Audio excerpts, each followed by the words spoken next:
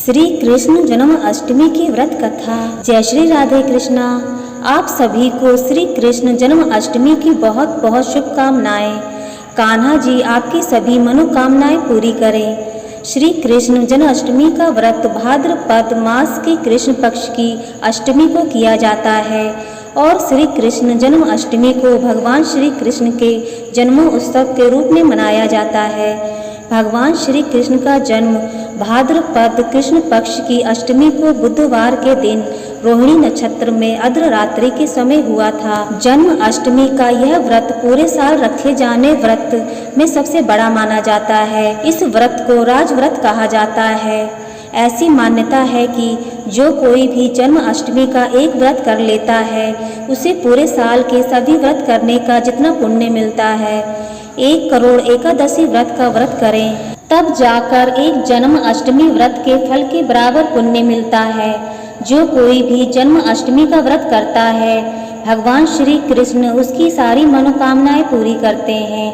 ऐसी मान्यता है कि जो जन्म अष्टमी के दिन भगवान श्री कृष्ण को केवल झूला भी झुला देता है उसकी भी सभी मनोकामनाएं भगवान पूरी करते हैं। जो कोई जन्म अष्टमी का व्रत करता है, जन्माष्टमी व्रत की इस कथा को सुनता है, उसके सभी पाप नष्ट हो जाते हैं। तो आइए सुनते हैं जन्माष्टमी व्रत की कथा। बोलिए कृष्ण भगवान की जय। द्वापर युग में जब पृथ्वी पाप और अत्याचार के भार से दबने लगी तब पृथ्वी गाय माता का रूप बनाकर सृष्टिकर्ता विधाता ब्रह्मा जी के पास गई। सभी देवता ब्रह्मा जी के पास गए और ब्रह्मा जी को पृथ्वी की दुखद कथा सुनाई। वहां पर उपस्थित सभी देवताओं ने निर्णय किया कि इस संकट के समाधान के लिए भगवान विष्णु के पास जाएंगे और सभी लोग पृथ्वी देवी को साथ लेकर क्षीर सागर में भगवान विष्णु जी के पास पहुँचे। भगवान विष्णु जी शयन कर रहे थे। वहां जाकर सभी देवतागण भगवान विष्णु की स्तुति करने लगे। स्तुति करने से भगवान विष्णु की निद्रा भंग हुई। तब भगवान ने सबके आने का कारण पूछा। तब दुखी स्वर में पृथ्वी देवी बोली कि हे प्रभु, संपूर्ण भूमंडल पाप और अत्याचार से घिर गया है।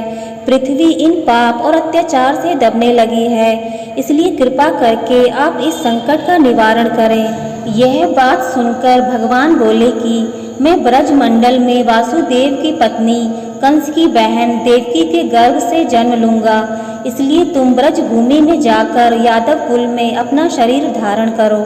इतना कहकर भगवान विष्णु अंतर्धान हो गए और देवता और पृथ्वी देवी ब्रज भूमि में आकर यादव कुल के नंद यशोदा और गोपियों के रूप में पैदा हुए। इसके बाद कुछ दिन ऐसे ही व्यतीत हो गए। कुछ दिनों बाद वासुदेव नवविवाहिता देवकी और अपने साले कंस के साथ गोकुल में जा रहे थे। तभी अचानक भविष्यवाणी हुई कि हे कंस, जिसको तू अपनी बहन समझकर अपने साथ ले जा रहा है उसी के गर्भ से 8वां पुत्र होगा जो तेरी मृत्यु का कारण बनेगा। इतना सुनते ही कंस ने तलवार उठा ली और देवकी को मारने के लिए दौड़ पड़ा।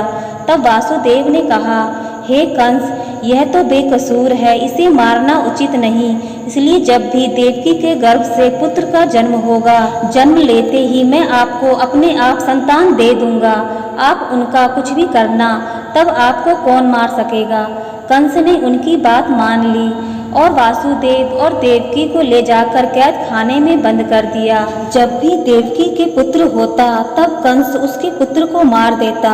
देवकी के 7 पुत्र मारे जाने के बाद 8वीं गर्भ की बात कंस को जब मालूम हुई तो इस बात का पता चलते ही कंस ने देवकी और वासुदेव को एक विशेष कारागार में कैद कर दिया और वहां पर कड़ा पहरा लगवा दिया। भाद्रपद मास के कृष्ण पक्ष की अष्टमी को भयावनी रात थी। उसी समय भगवान श्री कृष्ण जी का जन्म हुआ। चारों ओर प्रकाश फैल गया। लीलाधारी भगवान की लीला देखकर वासुदेव और देवकी उनके सामने हाथ जोड़कर खड़े हो गए। भगवान श्री कृष्ण ने जब अपना बाल रूप लिया तब देवकी और वासुदेव के हाथों की हथकड़ियां टूट गई। दरवाजे अपने आप खुल गए। पहरेदारों को नींद आ गई। तब वासुदेव कृष्ण जी को अपने साथ लेकर वहां से निकल गए। जब वासुदेव जी ने यमुना को पार करने के लिए अंदर प्रवेश किया तब यमुना का स्तर बढ़ने लगा।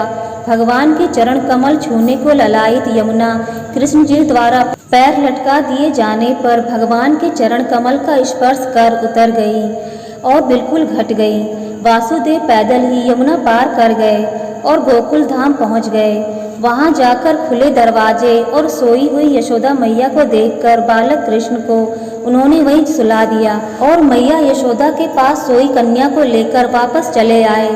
जब वासुदेव वापस कारागार में पहुंचे तो उन्हें अपने आप ही बेड़ियां लग गई। दरवाजे बंद हो गए। दरवाजे बंद होने के बाद सोए हुए पहरेदार जाग गए। हथकड़ियां लगने के बाद वह कन्या जोर जोर से रोने लगी। तब पहरेदारों ने कन्या के रोने की आवाज़ सुनकर कंस के पास खबर भेज दी कि देवकी की 8वीं संतान का जन्म हो चुका है। यह सुनते ही कंस दौड़ता हुआ आया और उस कंस ने कन्या को हाथ में लेकर जैसे ही पत्थर पर पटकना चाहा तो वह कन्या हाथों से छूटकर आकाश में उड़ गई और साक्षात देवी के रूप में प्रकट हुई और कहने लगी, हे कंस, तुम्हें मारने वाला तो गोकुल में पहले ही पैदा हो चुका है, अब तुम्हारा वही वध करेगा। तब भगवान ने बड़े होकर अकासुर और तारकासुर और कंस जैसे करुण राक्षस का वध करके पृथ्वी देवी और अपने भक्त जनों की रक्षा की। बोलिए कृष्ण भगवान की जय।